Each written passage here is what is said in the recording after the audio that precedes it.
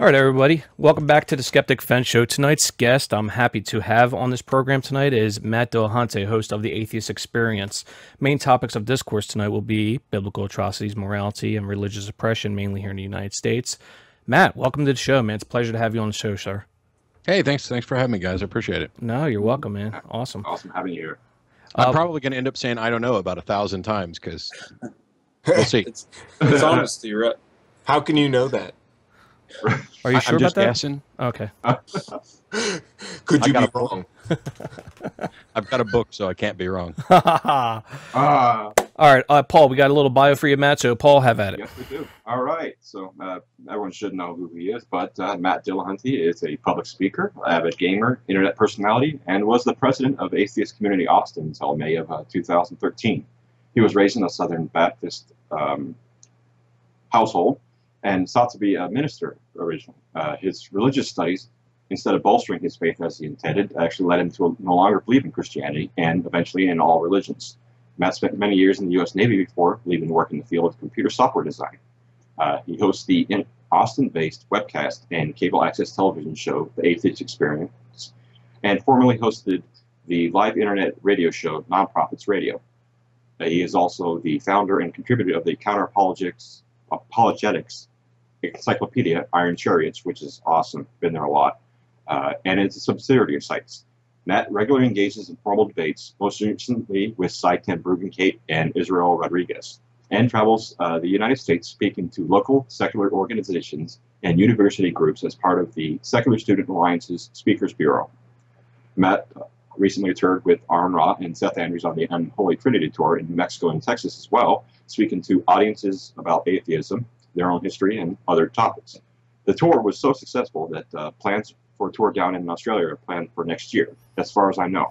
Awesome. Can we confirm that, Matt? Thanks, Paul. That is the plan, actually. And Seth's over in the chat. We just got off the phone a little bit before the show started. How cool. There is a plan to in place next March. I think I'm going to be gone 2.5, 3 weeks, something like that. And we're going to do Melbourne, Brisbane, and Sydney in just kind of one big little tour there. That's awesome, and that was actually one of my viewers submitted questions, which is the Unholy Trinity Tour coming down under. So I was going to say, why not Perth? How about New Jersey, Perth and Bowie? No, I'm just kidding. I'd love to go to Perth. I'd love to go everywhere. I mean, right when we get back, we do the Unholy Trinity Tour in March, and then in April I'm flying over to England to go to I think QED in Manchester.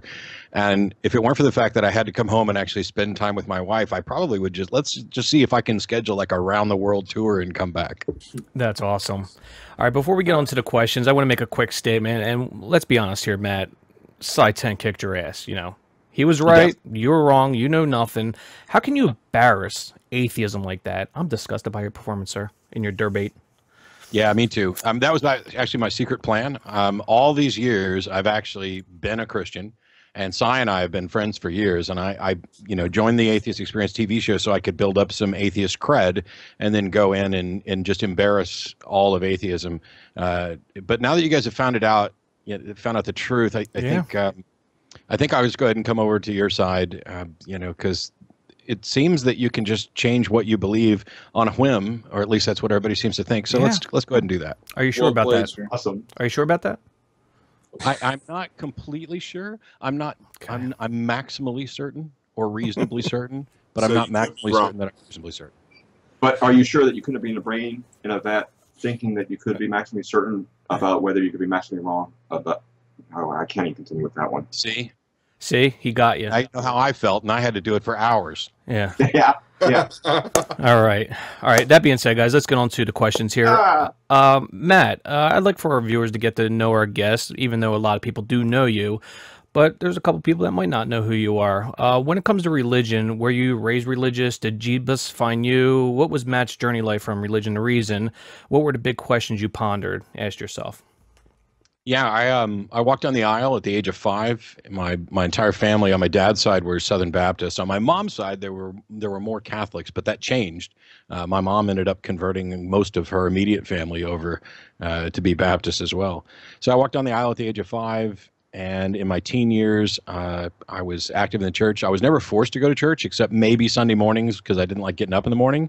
But I was in church Sunday morning, Sunday night, Monday night, Wednesday night, Thursday night, Saturday night. There was youth stuff, visitation, all this. And I went voluntarily. My friends were there. I enjoyed it. I went to, if you've seen Jesus Camp, I went to church camp in the summer, Camp Windermere in Lake of the Ozarks.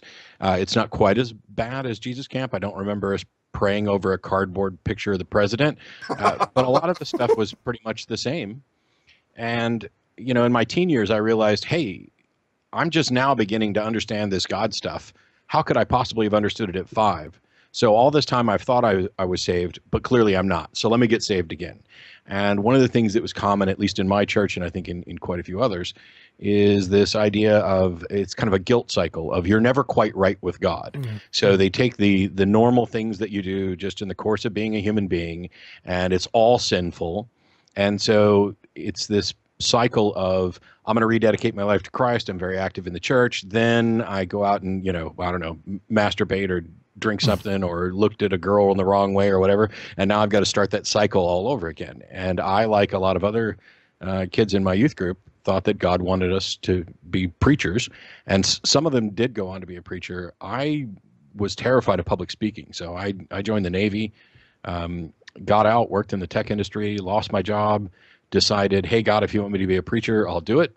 And after about 1.5 years of study and prayer and interaction, I just realized I couldn't be a Christian anymore. And dominoes started falling very rapidly, and it wasn't much longer before I was writing from an atheist perspective, identifying as an atheist, and then took over the TV show. That's awesome, but let me expand on it a little bit. How long, because I research deconversions a lot, and I read a lot of stories, a lot of books on deconversion. Now, you said your dominoes fell quick. What I want to follow up with, follow-up question is, how long did that process take of your deconversion? Because I know a lot of Christians say, well, I didn't know it at the time that I was deconverting. So do you have a sort of a time frame of when that process took, the deconversion process, from when to when? Yeah, there was about 18 months that I spent in serious prayer and study with the goal of becoming a minister. And at the time, my roommate was an atheist, and we'd been best friends for years. And we had just agreed, we never discussed it. I don't know that we ever had a conversation apart from very early on. And it was just, hey, I believe you don't. Let's not argue about it because I value our friendship. Mm. And at the time, you know, my religion wasn't very important to me. I was, you know, working on my career, and I was still a believer, but I didn't give a damn about any of it. And when I decided to get serious, it quickly became clear, hey, if I'm going to do this and I'm going to be a minister, and this is what God wants me to be, what happens when I die and I get up to heaven and God asks me why Sean is in hell burning? I mean, here's a guy who I love like a brother, who, how could I not do what I could to convince him? So I set out to kind of break our little truce and find out exactly what it would take to convince an atheist. And I remember we were working at the same place at the time. We'd drive back and forth every day. I remember a drive home when I looked over at him and I said, you know, I think I'm kind of agnostic now. This was before I even knew what the hell I was talking about. But I'd gotten to this point where I realized I can't really be a Christian.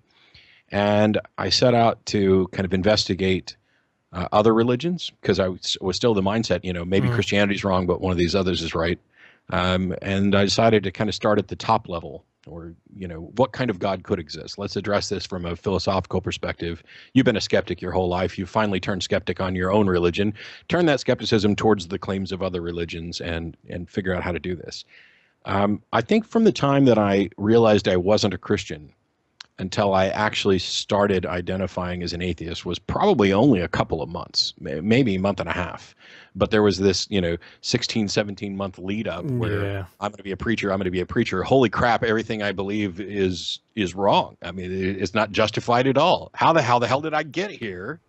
Why is it that I've sit here for 30 some odd years and lied to myself and had other people lying to me? Doesn't anybody else know this? You know, I had I got to tell everybody I've found the truth now. Yeah, exactly. It's like so it's so awesome when you have that. Like, you're like, man, I'm free now. This is awesome. Don't got to worry about any of the shit, eternal damnation, all that stuff. So that's great.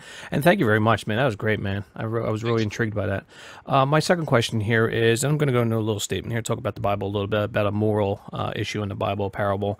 The Good Samaritan in Luke 10, I believe it is, according to the gospel, a traveler who may have been Jewish or not, we don't know, is beaten, robbed, and left for dead on the road. Supposedly a priest and a Levite came by, just avoided him, didn't do anything to help him, and then all of a sudden a Samaritan came by and helps the guy. And it seemed Jesus portrayed him as the Good Samaritan in positive light. In a positive light, I should say. Back then, though, Samaritans and Jews generally despised each other, and the Samaritans were disliked by Jesus' demographic, it seems. Now, remember, this is before Christianity was poofed into existence. That being said, I despise it when I hear fundamentalists state the obvious false assertion, you had to be a Christian to be a moral person, which is totally bullshit. Religion, I believe, hijacked morality. Now, the question I have for you is, what's your response to Christians when they claim this, saying, hey, Matt, you're an atheist, you are not a moral person? So please expand on that. Yeah, actually, first of all, that rarely happens. Quite frankly, what happens more often is they say, well, of course you can be moral because God has written his moral code on your heart. You may not realize that you're moral because of God. On those occasions when they say that you can't be moral, you aren't moral, which is very rare. More likely they're likely to say you can't justify your morality, etc. Then I probably would say, okay, you say I can't be moral without God. What does that mean? What is it that you're claiming that I can't do? Because so far as I know, I've tried to live my life as a decent person. I will donate to charity. You know, I've helped people cross the street. I'll help out my neighbor. You know, loan somebody money, help them move. I haven't helped anybody bury a body yet because that may or may not be moral. But I pretty much live my life doing a lot of the same things you are. And when we look around at the world, I don't see any evidence that anyone of any particular religious belief has cornered the market on the moral high ground. Correct. Yeah. You know, what reason do you have to say that I can't be moral? I'm presuming that it means that you're saying that you can be moral. What about all the people who believe the same things you do? Maybe you are, you know, virtually morally perfect. What about the people who believe the same things you do, who take all kinds of immoral action? So far as I know, when I was a Christian, my view was, for all have sinned and come short of the glory of God. Everybody is imperfect. Everybody is a sinner. None of us can be truly moral. And so it's not that Christianity helps you be moral. It's Christianity provides you a loophole to get out of the punishment that you should get for your immorality. So I'm not even convinced, you know, I have this discussion several times, or several discussions like this with Christians. And you know, I will flatly say, not only do I know more now, and I knew more then about your religion than you do, but even as an atheist, I'm probably a better Christian under the normal circumstances. Yeah, true. Than the person who's accusing me of being immoral, because they're not supposed to judge anyway. That's up to God. That you're 100% right on that.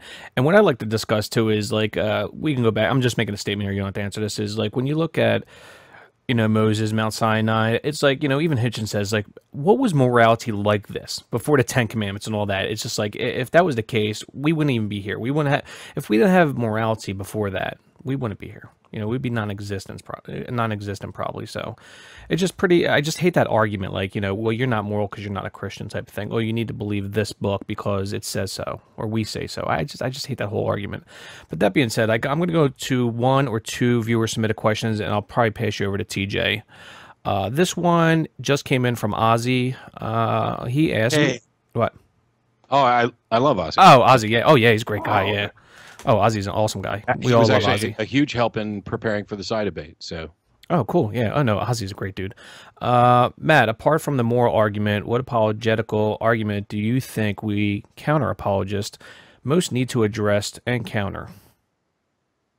So once upon a time, I would have said that I think we need to do a better job of addressing presuppositionalists, but I don't think that that's actually true anymore. I think, and I made this point during the debate, that they don't actually debate. They're not interested in discussion. They don't have a case. What they have is, you know, confusions and misinformation and stuff like that. The moral argument is probably the one that's the most difficult to address, and the second one that I think we probably we're stuck on and may not be able to do a whole lot better is the versions of the cosmological argument that talk about because first causes, etc., because we don't know. We're in this position where we don't know, and we may never know. And they are claiming to have an answer. And for me, it's really simple to say that you don't actually have an answer. You don't have an explanation, because your proposed explanation doesn't do anything to help us understand it. It has no explanatory power. But I think the moral argument and the why is there something rather than nothing, the bigger philosophical question that they purport to answer, that we're at least acknowledging, there's no reason to think that's true. I think those are probably the two biggest ones.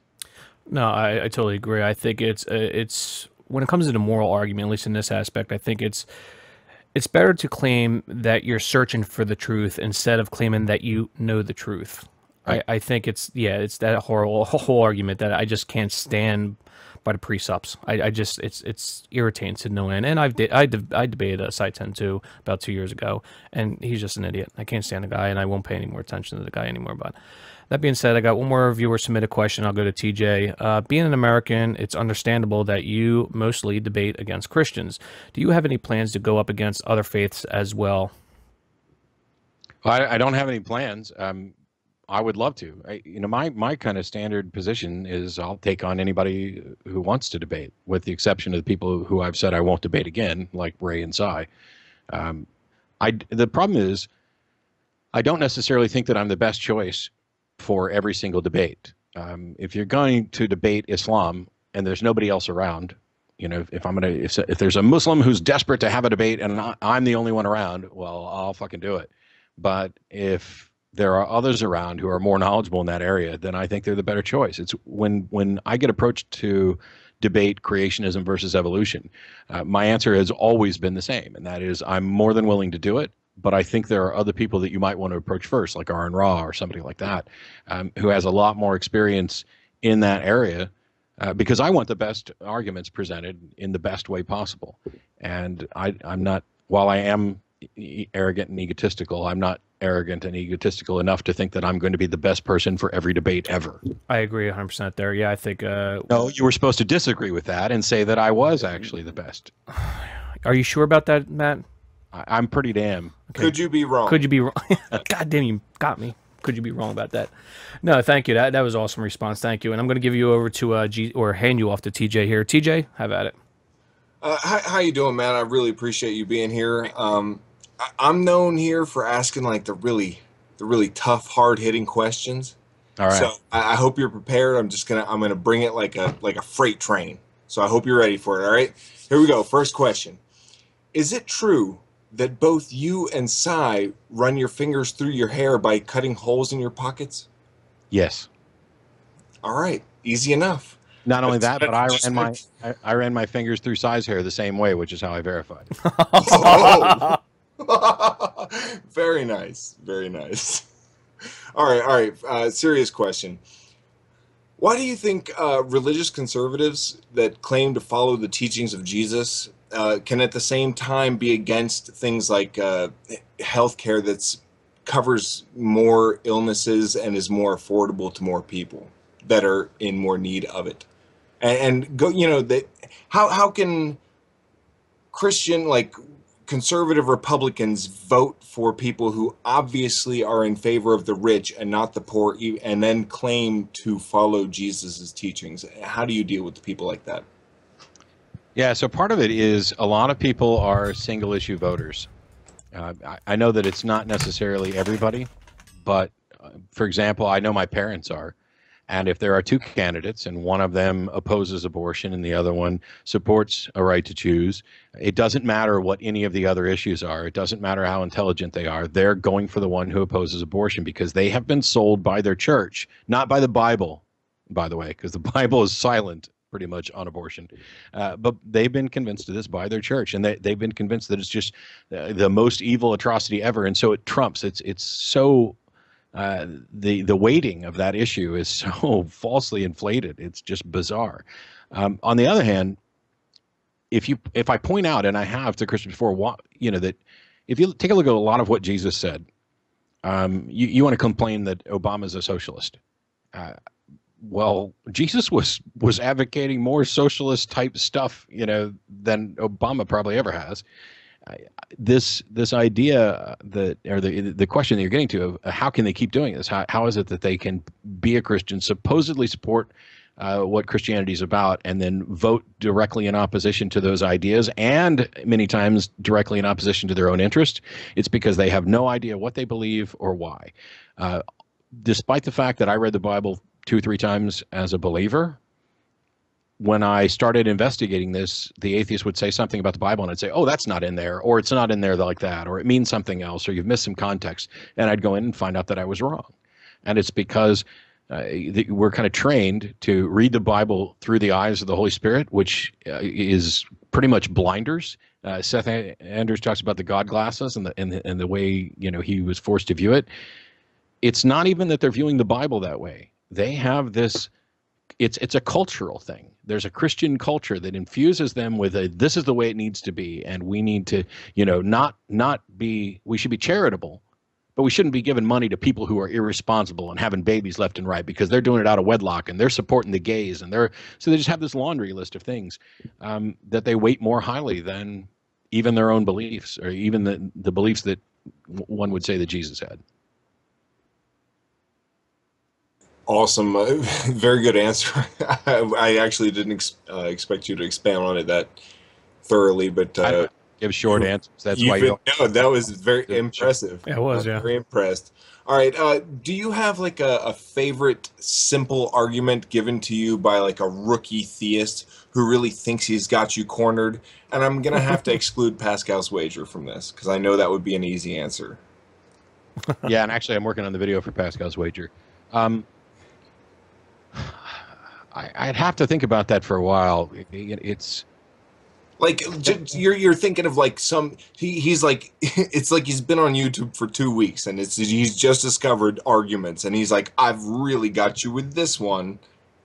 Well, it's not so much I really have got you with this one, but one of the most ignorant and often repeated arguments is this idea that the Bible doesn't support slavery, which I had around and around with G-Man, yeah. For a while. You might want to stick around for the after show because we'll be showing the G-Man opera along with the Keen opera. It's going to be a good time. We may show it, yeah. Well, as intriguing as that is, I've promised my wife that we'll go to dinner afterwards, so I can't hang out for very long. There you go. Heard on that. All right, I'll get on with my questions then. Do you have like a favorite right-wing TV or radio personality or possibly politician that you like to really have a good chuckle at? Like I'll tell you, for me, it's what's the dumbass from Louis Gohmert, and he's from Texas. Louis Gohmert is my guy to laugh at. So, do you have someone like that in right-wing TV, radio, or politics? It's I don't actually, and it's partly because I don't listen to radio or podcasts. I didn't even listen to my wife's podcast for the most part. And I'll occasionally catch a clip from Seth's show, or like Seth did this great interview with Jerry Coyne that I think should be required listening. But I try to make sure that I have a fear that I'm going to start cribbing people, that I'll end up doing my show and what you'll hear is me quoting 20 other people. When it comes to the people, the right-wing people, the radio hosts and stuff like that, I used to be a full-on Rush Limbaugh ditto head. I have the books and everything. This was way back before, I changed my mind, obviously.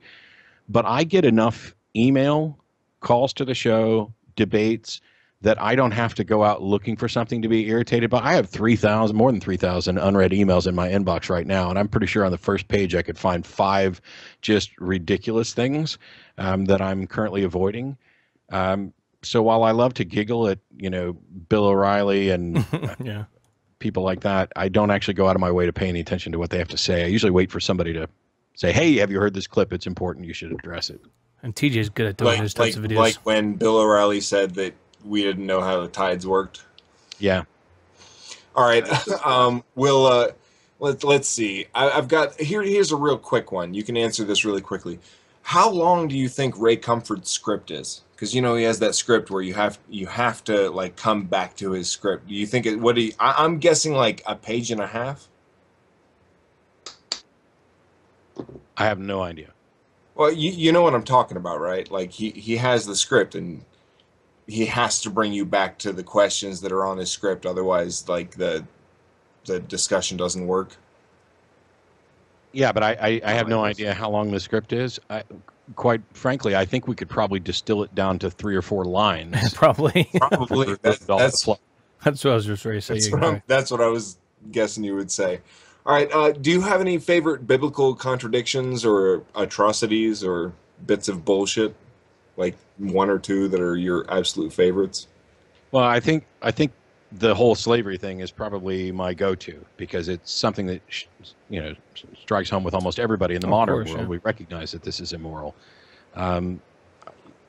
There are a handful of others, but that's probably the one that resonates most strongly. But the idea, I've actually had this diatribe where I kind of give the summary of the absurdities in the Bible that, it's because it's a comedy of failures. This God being in there just keeps trying and failing and trying and failing. Oh, hey, look, I'm going to create this beautiful place and stick 2 people there, and I'm going to stupidly put 2 trees in there and tell them not to eat this one, but knowing that they're going to do it, and then they do it, and so I punish them and send them out, and then they're committing murder and everything else, and then you've got they're fruitful and they multiply and they take over the world. But now I've decided I can't handle this situation, so I'm going to kill everybody and everything except for 8 people in a boat with 1 window, and then after that, then they're going to build a Tower of Babel to try to reach me, but I can't allow that to happen, even though I don't actually live in the sky like these people think. So I'm going to shut all that down and change their languages. And now I'm done trying to save the entire world, so I'm just going to pick this little collection of Jews. They're going to be my chosen people, and I'm going to allow them to be enslaved so that I can rescue them in the most absurd way possible. And when Pharaoh wants to let them go, I'm going to, take away his free will and force him to, and I just keep going and going and going and say, does any of this make sense? Would you worship a God that was this bumbling? This is Keystone Cops, type of God stuff. I don't think there's a better question I could have fucking possibly asked you, because that was the best rant ever. The thing about it is, like, the 10 plagues is like, why couldn't God just get it right the fucking first time? He did. Yeah, if you read it. Yeah, if you've read it, yeah. The first plague happens, and Pharaoh is ready to let everybody go, and God's like, "No, I'm not done fucking with you. So I'm going to change your heart, and I'm going to harden your heart, so that even though you said you were ready to let people go, now I'm going to make you not let my people go, and then I'm going to, repeat this cycle over and over and over again." This was God just being a show-off dick. It's an absurd story. I told a story about the Exodus one time, which I'll do an extremely short version because other people might have heard it. Imagine you're in a foreign country with somebody who's pregnant. Their water breaks, and you don't speak the language, and everybody's ignoring you. So you hit your knees and you pray to God, please help. And a ball of light shows up in front of you, leads you to a car. You get in, the keys are there. You start driving down the road following this ball that you feel compelled to follow. All the cars get out of your way. You get to the hospital, get in. Is there anything for the rest of your life that could ever make you believe that you didn't just have an experience from the one true God? I mean, not even if she got in there and both she and the baby died, would that change what you actually experienced? You made a plea and experienced this amazing supernatural event. And yet this is exactly what the Israelites are supposedly did, led by a pillar of fire by day, pillar cloud by day, pillar of fire by night, fed manna from heaven, led all the way up to the mountain. Moses is gone for 40 days, and they're like, screw that God, let's make another one. That shit just did not happen. There's no reason to. Anybody who believes that happened has just fallen so deep into the religious cesspool that they may be on hope, which is why I phrase it that way, so that maybe they're not. Well, no wonder that so what's it? Only 10% of Christians ever read their Bible cover to cover. So maybe the other 90% should. But these are stories that they've heard. Yeah. Oh yeah. All right. I'll get on to my last question, and then I'll pass you on to Drew. Do you have an optimistic or pessimistic view of the future for like America or the world in general? Or like, do you see religion having a stronghold on the earth for like the foreseeable future? Or how do you view that? I'm incredibly optimistic. I don't think religion's ever going to go away because I don't think we're going to ever fix all the flaws in thinking. But I am convinced that reality wins out. I am convinced, not just by the trend. Now, there's probably going to be fluctuations, like a rise in the non-religious group, and then maybe a drop in. But the trend is towards more and more people accepting reality, and more people rejecting unsupported, superstitious, and religious claims. I'm incredibly optimistic. Just like global warming. Well, look, I really appreciate you being on, Matt. I've been a fan of yours for a long time, and I really appreciate you coming on and giving some time to us little people. Oh, nobody's little. Thanks, guys. Welcome, Drew. Next. But before I got going, I wanted to thank you. You actually shared one of my videos on Facebook and Twitter. It was the presuppositionalist poker video. Yes, I remember. Okay, thank you. Thank you very much for sharing that, man. I had a lot of feedback from that. Everybody was like, hey, Matt shared this. Yeah, thanks a lot, dude. I really appreciate it. You're welcome. The first question I wanted to ask, not to delve too much into drama, but just from your experience as dealing with counter-apologetics, who have you found to be the most dishonest or most disingenuous apologist? So Arn and I actually did a podcast where we kind of talked about this a bit, because I think it's a mistake to assume somebody's motivations, to pretend that you can get into your mind to know that they're being dishonest. Arn thinks Ray is completely dishonest. And I know that there are occasions where Ray has been exposed as being dishonest, even if he doesn't recognize it. But if somebody tells me they're a sincere believer, I'm going to start by giving them a benefit of the doubt and believing them. And because I know people who have had this stuff explained to them over and over and over again, and they're still believers, I don't have any reason to think that they're being intentionally dishonest, that there may be some mechanism in their brain that they've been so poisoned by religion that they just can't even see that they're wrong. And, they just go back to, oh, evolution is a fairy tale for adults, and there's like this mantra playing on a loop in their head, so that when you start offering evidence, it's all viewed through that filter. So it's not so much that there are apologists who are dishonest. But I will say that the one that I had an experience with that was clearly dishonest was Matt Slick. And Matt called in to present the transcendental argument for the existence of God on the show. We had a discussion. I caught him completely off guard because I objected to things differently than some other atheists he'd spoken to in the past. And I pointed out an actual flaw in his argument. He went out and modified his argument, the written one at carm.org, based on my feedback, but he didn't understand the error. And so he actually made it worse. And he would not accept my answer of neither when we talked about, the laws of logic and whether they were physical or conceptual. Mm-hmm. And somebody went on to his forum and said, okay, which one's your God, physical or conceptual?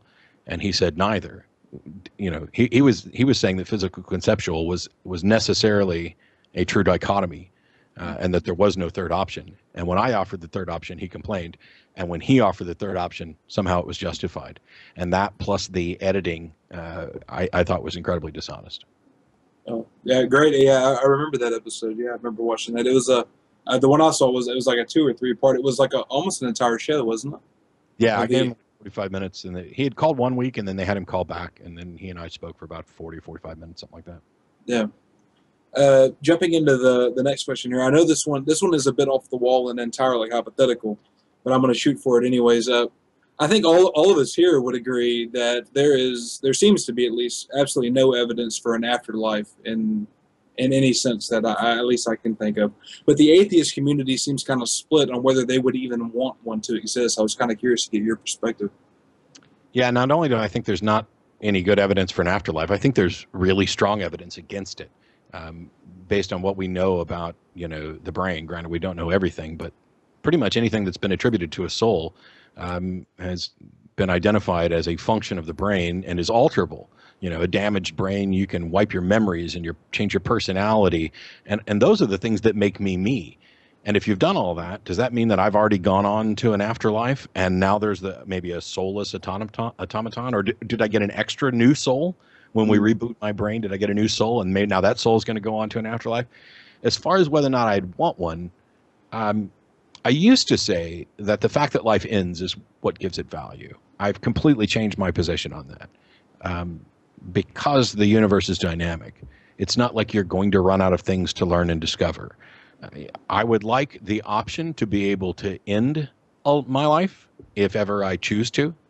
And I support that option fully right now. But I'd pretty much like to live for as long as possible and keep exploring and learning, whether that's achieved through extending life. Transhumanism. Yeah, which to me, sorry, reads a lot more like sci-fi than anything right now. The time to believe it's when they demonstrate that it can happen. Right, exactly. But I'd be okay with an afterlife, provided that it wasn't. To me, both, for example, in Christianity, both propositions for an afterlife seem like prison. Agreed. And so I'm not interested in, either proposition. And given the two of them, I can't do anything to stop a God from sending me to hell. But any God that would send me to hell for the reasons that he purportedly will is a moral thug that I wouldn't want to spend a second with, and I would just probably hope that maybe I wouldn't have to spend a moment in his presence. It's why I'm kind of a fan of annihilation theory. No, good answer and stuff. And when you were talking about the concept of a soul and the brain and stuff like that, I remember one time on the show you were talking about the idea of what was it, schizophrenics? The idea of there being like two parts to the mind. I can't remember which exactly it was.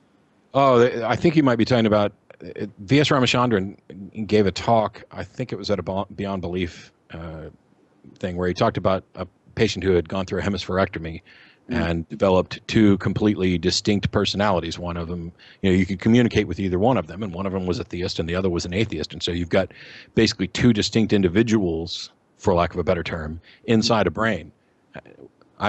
Sam Harris talked about doing math with souls with regard to fetuses, where they'll split and then they'll rejoin, and trying to sort all that out. Try doing that with, with what we learned about damaged brains. Okay, yeah, I'm sorry, I gotta move along here. I know you were a Christian, but it's hard to understand like a fundamentalist young Earth creationist, Matt Dillahunty. I mean, were you that way? Yeah. Yeah, I don't know if I actually don't remember if I was ever a young Earth creationist. And I think I generally accepted the facts about evolution that I was taught in science, which was minimal, but I had some understanding of it. I know that later in my, adult life, when I was a believer, I definitely accepted science and evolution and all this stuff. And I didn't believe in ghosts and the things that I had believed earlier, but somehow or another, I managed to keep finding a way to keep my religious beliefs alive, to squeeze them in there somewhere. Well, maybe God worked through it. I never really spent time, like I said, there were many years where I didn't even care about my religious beliefs. I just believed in a God, was pretty apathetic. And I guess I was kind of living like, okay, maybe I'll sort this shit out, when I'm 65 or 70. Right now I want to live and enjoy life. Now, I know that I believe that God created everything. I don't know that I have ever had any sort of model for that. You've got young Earth creationists and you've got day age creationists, and then you've got old Earth creationists with, God working through science and maybe the first cause just kicking it off running and everything happens. I don't know which of those I actually accepted. Probably none of them, because I probably didn't spend enough time thinking about it. And as soon as I did, I stopped believing. Yeah. I got one last question here that I'm going to pass you off to Paul. Is how would you say, because I am an atheist in Texas myself, or I'm around the Houston area, how would you rate your experience as being an atheist activist in such a conservative state? One more time? Yeah, how would you say your experience has been being an atheist in such a conservative state? Because I myself am a Texas atheist. So I'm not in Texas. I'm in Austin. Oh. And yeah. while Austin is geographically located in Texas, there's this great big red state, and then there's this little bitty blue city, which is basically a liberal bastion of college students who want to just smoke weed and swim naked up at the town lake. And, the Keep Austin Weird motto. I I don't run into any problems at all in Austin. It might be a little different if I was doing the show in Lubbock. But I mean, Austin's so liberal. We barely tolerated letting our governor live here. Even, you know, when he burned down the mansion and all that other stuff. Well, now he's been indicted. So Yeah. maybe we'll just boot him to the curb. I mean, you notice a steady difference when you come to like Houston or something like that. But then again, you don't run the show out of Houston, so I guess it's a little different. Yeah, I notice slight differences, but basically all of the major cities are pretty much safe. I mean, if you take a look at how they voted, you got a red state, but all the cities are massively blue. Right. And, you know, I think you see that, you know, because there's colleges in each one of them. There are, you know, there's tech industry, some of the things that you would normally associate with people who are educated on science and who might value science and reason. I don't think the biggest problem with Texas right now is still the State Board of Education. And probably tied with that is the opposition to a woman's right to choose, which is cropping up all over the place. Yeah. And I think I mentioned the other day that I think the issue of marriage equality is pretty much either at or post the tipping point, and that right now it's pretty much a race to the bottom to see which state is sufficiently backward and Bible bound to be the last one. Mississippi. Right. Yeah. Probably. Mississippi's called out. Yeah. Well, thanks a lot, Matt. I really appreciate it. Thank you very much for sharing that that video of mine. I really do appreciate it. I've been a big fan for a long time, and I'm gonna pass you on to Paul here. Thanks, Drew. Mm-hmm. All right, Matt. It's good to talk to you. Good to have you on the show. Following up on what you're saying about Texas Board of Education, I want to know how it is going with that, because I am very concerned about them trying to get religion put in textbooks, because the United States does follow Texas' example. Yeah, and it's not even just that they follow the example. It's that Texas is the largest single adoption state, which means once the State Board of Education decides on books, it goes to all the public schools in Texas. And because there are so many of them and we're so big, other states just go ahead and buy those books rather than having their own standards. And the publishers actually push them towards that because it's inefficient for the publisher to produce a special edition of the book for every single state. I don't have a lot of good answers right now. I've been focused on the Patreon project, and for a while I was looking for a job, so I don't know what the current state of everything is. But I can tell you that if you want information about what's going on with the Texas State Board of Education and other fundamentalist, extreme fundamentalist actions, Texas Freedom Network has a blog that I immediately put on my blog roll. Those folks are awesome. They quote the politicians.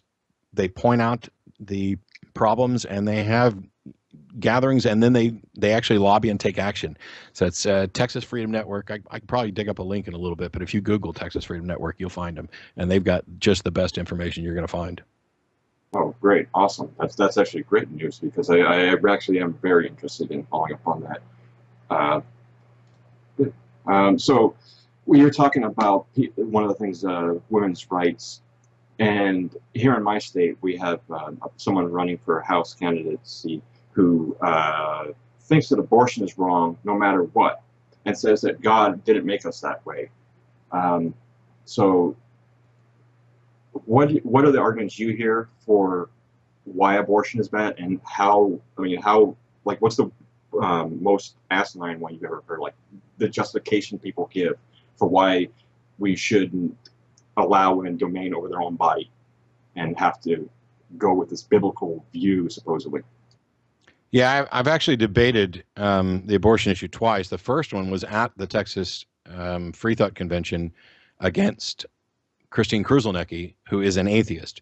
There are a group of secular pro-life advocates who believe that they have sound secular arguments to oppose the current abortion laws. The problem is that they fall into one or two camps. Well, there are more camps, but for the purposes of this, there are two camps. And that is, they either support an exception for rape or they don't. Christine did not. And that made, no matter which way they go, there's an absurdity there to address in their position. If they support a rape exception, then all of their talk about responsibility and it being murder and all of that is now contradicted by the fact that they're willing to make an exception in the case of rape. And if they're not willing to make an exception in the case of rape, now they have a position that is just absurd in the sense that they clearly don't care about individuals or the individual's rights or their bodily rights, their bodily autonomy. I've heard people, I think one of the things that I've heard that I'm okay with is there are people who are opposed to abortion for personal reasons, emotional reasons. They freely admit that these are emotional arguments. And then they say, but I don't want to make it illegal. Now, that's fine. They think it's immoral, but it shouldn't be illegal. I no longer need to talk to that person because my only concern is whether or not you're going to make it illegal. I don't care if you think it's immoral. I mean, I do care a little bit because I like to convince you that maybe you're wrong. Yeah. But the one that's the most absurd are the people who want to make it illegal and then not have an actual penalty for it. When they say, oh, abortion should be legal. Okay, what should be the penalty for that? Well, maybe we have a fine. Wait a minute. I thought you said it was murder. If abortion's murder and you want to make it illegal, shouldn't it have the same penalty as murder? Or shouldn't it have at least the same penalty as, aggravated assault? And you want to just do and you don't even want to make the woman pay the fine. You want the doctors to do it because they're the ones who actually performed it. Well, isn't the other person an accessory, an accomplice? They just haven't thought this through. They've started from a position of I'm opposed to this, therefore it should be illegal, and not thought about the actual realities and consequences. But something in their brain is screaming, I want to say this is murder, but something in my brain is preventing me from acknowledging that it's murder, and I'm going to treat it different.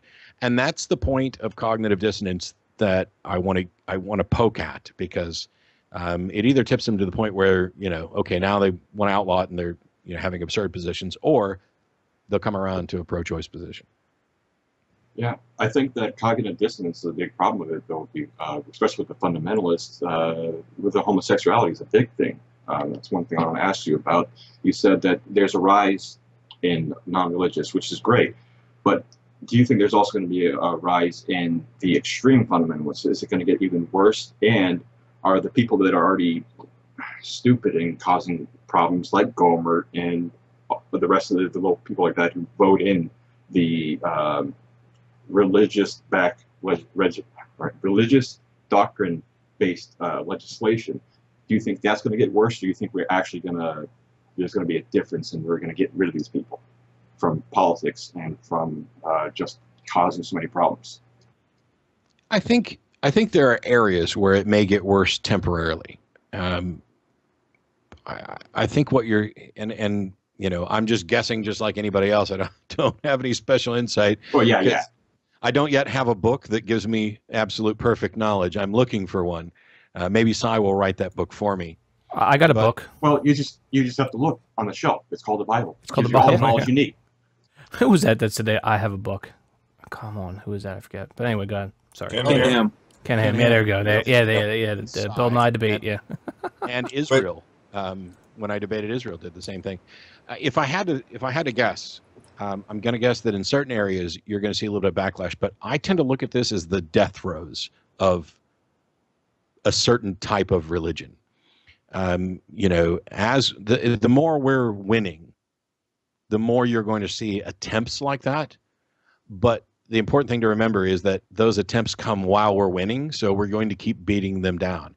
And I think that as funny as it is to say this, I think that we owe a non-trivial debt to Westboro Baptist Church, because it gives us a blatant, extreme example to point to. Oh yeah. Which even the people who agree with him, I'm sure that on some level I have lots of family members who agree with the actual biblical positions that Westboro advocate, but absolutely despise the way they go about it. They're the real Christians, man. There is a beacon to point to. I think that'll work to minimize the damage that some fundamentalists can do. Yeah, they're true Christians, man. Yeah, they're true Christians, though.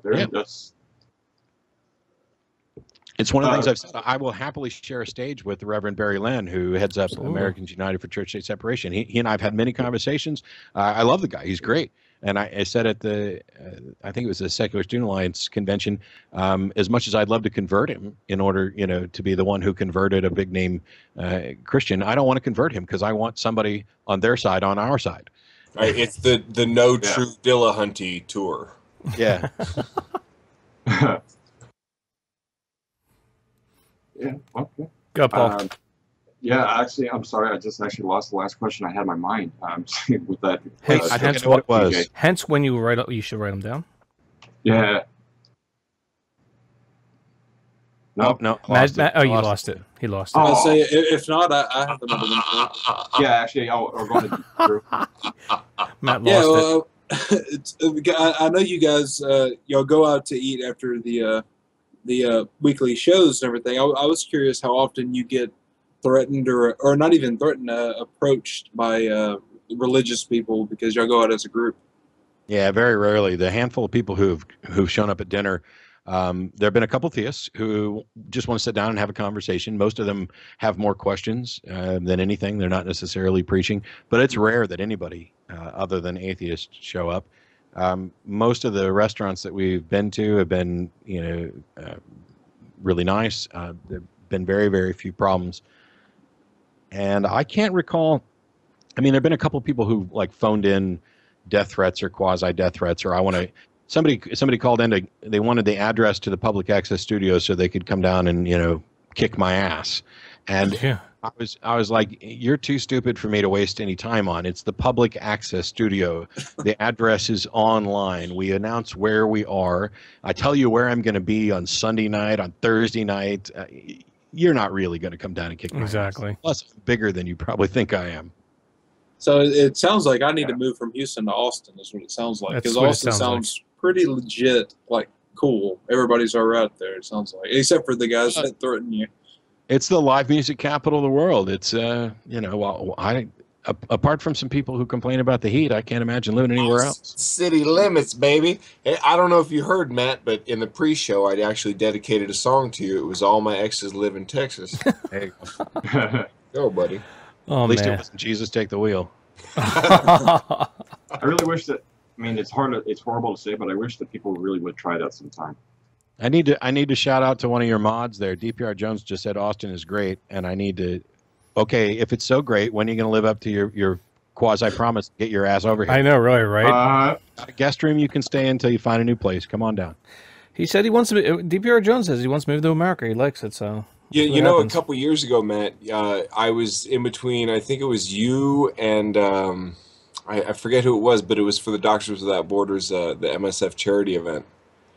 And my hour-long spot was, I think it was maybe you and PZ Myers. I was between. Or That might have been a different one, because the Doctors Without Borders, every time I've done it, I've gone last.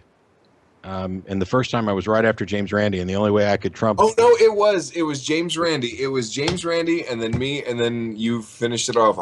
You're totally right, James. Because I was like, how incredible is it that I get an hour-long spot? Because I'm a fucking nobody, and I get an hour-long spot between James Randi and fucking Matt Dillahunty. Very nice, yeah. And you're gonna be a part of it this year again, right? Illegal. Yeah. You're gonna be a part of it again this year? I don't know. Ask DPR. I think I've said yes. I think I recall being Yeah, asked. yeah, you're on the schedule. You're on the right. schedule. All right. Well, I'm a part Yeah, of it too. yeah, so you're a part of it. 2 weeks. We're a part of it. Matt's part of it. The This whole Dark show Matter's is a part of it. It's gonna a be a great great event. It's a great effort. Oh, it's a and great I event. appreciate you putting in on that too, buddy. Yeah, Matt, that being said, our guest tonight was Matt Dillahunty, of course, of the Atheist Experience. Big thumbs up for Matt in the chat. Please, let's see those thumbs. We like to do the thumbs in chat, so get your thumbs up there. Matt, sir, thank you for your time. I do appreciate your time. Thanks for being on. And any information you have, Matt, I'll be in contact with you on Facebook. Give me all your links, including the Patreon link, the promotion you're doing, and I'll link it in the interview in the description box, okay? So, thank you again, sir. Have a fun time tonight, going out to dinner with your wife, and hope to have you on the show in the future again. Yeah, sure. Thanks a lot, guys. I appreciate it. Thanks, Oh, yeah. Matt. You Thanks take care. again, buddy. Great to have you.